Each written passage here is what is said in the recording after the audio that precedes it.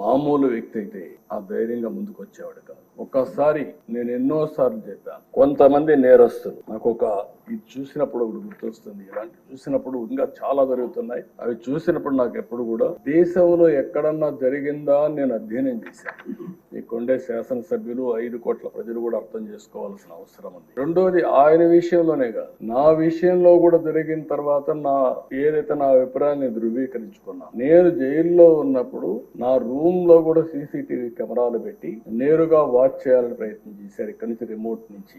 అదే ఈయన విషయంలో కూడా ఆయన్ని కొడుతూ టీవీలో, సెల్ ఫోన్ లో ఆనాటి ముఖ్యమంత్రి చూశారని వారు చెప్పే పరిస్థితికి వచ్చారు. అది ఆ రోజు నాకు నమ్మశక్యంగా అనిపించలేదు. కానీ నా విషయంలో ఎక్కడైతే నన్ను జైల్లో పెట్టారో ఆ రూమ్ లో కూడా సీసీటీవీ కెమెరా పెట్టి నేను ఏ విధంగా ఉన్నానో వాచ్ చేయడానికి ప్రయత్నం చేశారన్నప్పుడు నాకు నా అభిప్రాయాలు కన్ఫర్మ్ అయినాయి. అది అయిన తర్వాత